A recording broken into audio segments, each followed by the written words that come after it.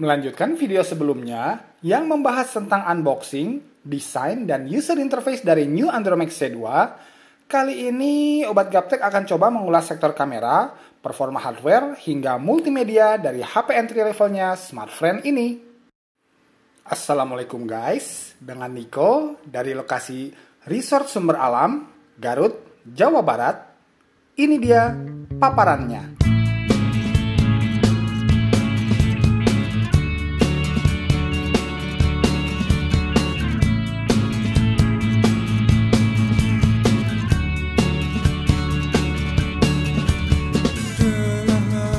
Modul kamera beresolusi 5 megapiksel adalah sektor yang di-upgrade oleh SmartFriend di New Andromax C2 ini.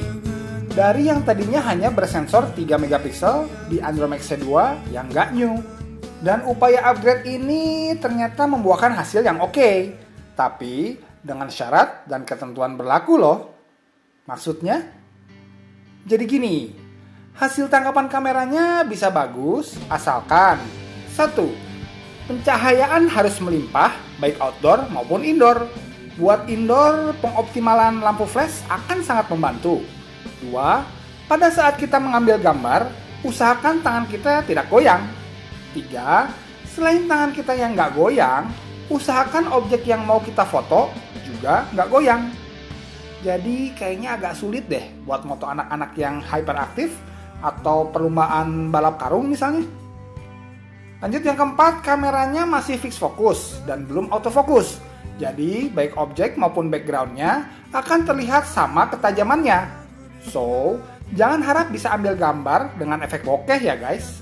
Upgrade juga dilakukan dengan ditambahkannya kamera depan buat video call, lewat line, ataupun aplikasi-aplikasi yang sejenis.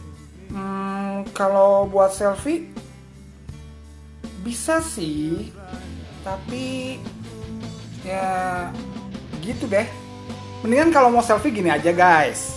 Pakai kamera belakang, pasang timer 5 detik, cepret.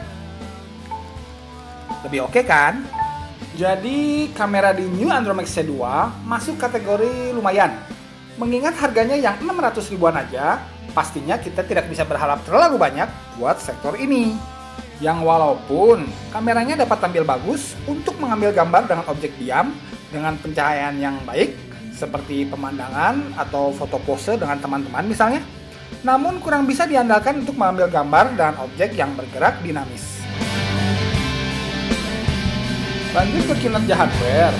Spesifikasi jeroan yang menggunakan prosesor Qualcomm Snapdragon Dual Core 1,2 GHz dengan pengolah grafis Adreno 302 ditopang oleh RAM sebesar 512 saja plus memori internal 4 GB, menurut saya sudah sesuai dengan bandrol harga yang ditawarkan.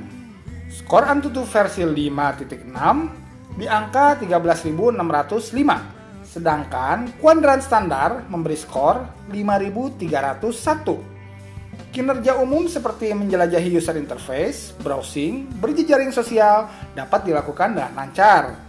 Untuk kinerja gamingnya, memang game dengan grafik tingkat tertinggi seperti yang sudah diprediksi sebelumnya belum mampu dijalankan New Andromax C2 ini. Dan bila kita ngotot maksain pengen main, force close adalah hasilnya.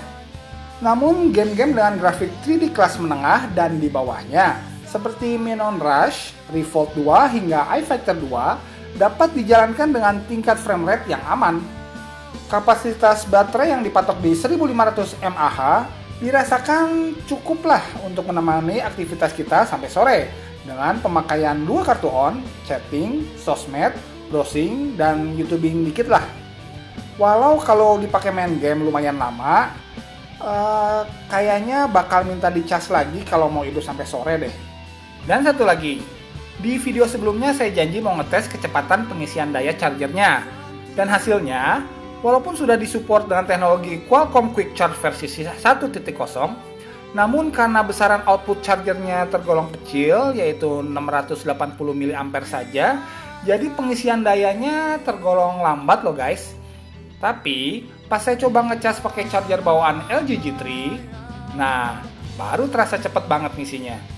Jadi buat sektor kinerja hardware, selain buat para gamers kelas berat, kinerjanya sudah tergolong cukup buat aktivitas sehari-hari. dengan dukungan daya baterai yang terasa pas pakai banget. Kamera lumayan, performa hardware cukup. Lah ini HP bagusnya di mana dong? Nah, bagusnya tuh di sini bang, sektor multimedia. Biasa kan kalau punya HP baru, kita pilih-pilih nada ringtone tuh. Nah, di saat itu juga udah langsung ketahuan. Wih, suara speaker bodinya kok bagus ya. Langsung saya coba dengerin lagu MP3 dari yang slow sampai lagu dengan beat yang cepat. Hasilnya mantap loh. Masih penasaran juga? Saya coba bandingin keluaran speaker bodinya dengan LG G3. Dan ternyata hasilnya bagusan LG G3 lah. Secara HP terbaik 2014 versi obat gaptek ya toh.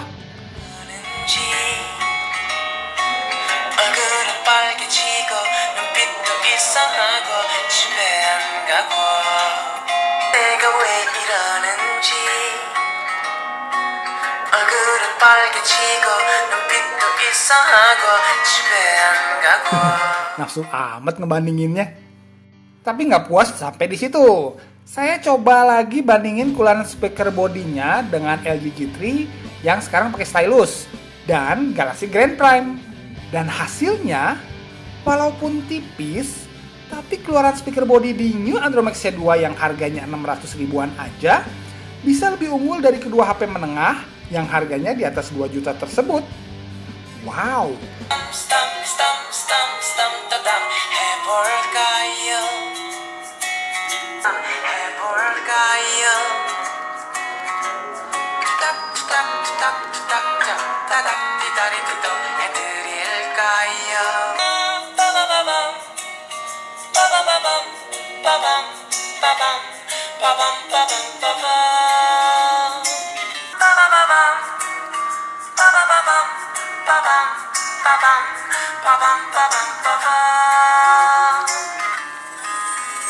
Keluaran suara di New Andromax C2 terdengar sedikit lebih jernih dengan bassnya yang masih lebih terasa. Walau yang paling keras suaranya sih tetap LG G3 Stylus. Kemudian Andromax C2 dan yang terakhir Galaxy Grand Prime. Keluaran suara yang apik di New Andromax C2 ini berlanjut pada saat kita menggunakan earphone bawaan. Masih dibandingkan dengan G3 Stylus dan Galaxy Grand Prime dengan masing-masing earphone bawaannya, saya masih lebih memilih keluaran suara earphone bawaan New Andromax C2 yang mampu menghasilkan karakter suara yang lebih berimbang di setiap frekuensinya, juga dengan bass yang terasa solid dengan komposisi yang pas, tidak kurang, juga tidak lebay. Jadi, smartphone ini mengingatkan saya ke zaman di mana HP punya spesialisasi masing-masing, seperti HP bisnis, HP kamera, HP musik, HP game, dan lain-lain. Dan kalau tren itu masih hidup sampai sekarang, New Andromax C2 ini bisa dikategorikan ke dalam HP musik yang sangat tangguh dengan harga yang terjangkau. So, to thumb up dari Obat Gaptek buat sektor musikalitas New Andromax C2. Mantap! Jadi kesimpulannya, gak ada hal-hal yang jelek di HP ini. Yang ada hanya sektor-sektor standar seperti kebanyakan HP lain di kisaran harganya. Kualitas display, kamera, performa hardware, dan daya tahan baterainya masuk dalam kategori rata-rata atau average atau so-so lah bila dibandingkan para pesaingnya di level harga yang sama. Tapi dengan memilih New Andromax C2 ini, kita bisa mendapatkan desain yang keren, build quality yang oke, dan tambahan kamera depan buat video call yang di atas rata-rata HP sekelasnya. Dan yang paling di luar dugaan, kemampuan multimedia smartphone ini sama sekali tidak mencerminkan harganya yang sangat terjangkau. Keluaran suara speaker body maupun melalui earphone-nya sangat memuaskan. Bahkan mengalahkan kakak-kakaknya sendiri seperti Andromax G2 Limited Edition yang sebenarnya sama-sama mengusung fitur Dolby untuk mendongkrak keluaran suaranya. So, bila punya dana di kisaran 600-700 ribuan, memilih New Andromax C2 ini tidak akan menjadi pilihan yang salah buat kamu. Kecuali bila sinyal data smartphone di tempat-tempat aktivitas kamu belum oke atau masih lambat. Oke guys, Sekian dulu review New Andromax C2 dari Obat Gaptek. Like dan subscribe-nya akan sangat saya apresiasi. Maaf bila ada salah-salah kata atau misinformasi. Tetap terbebas dari virus gaptek ya guys. Mari kita sukseskan Indonesia yang melek teknologi. Assalamualaikum warahmatullahi wabarakatuh.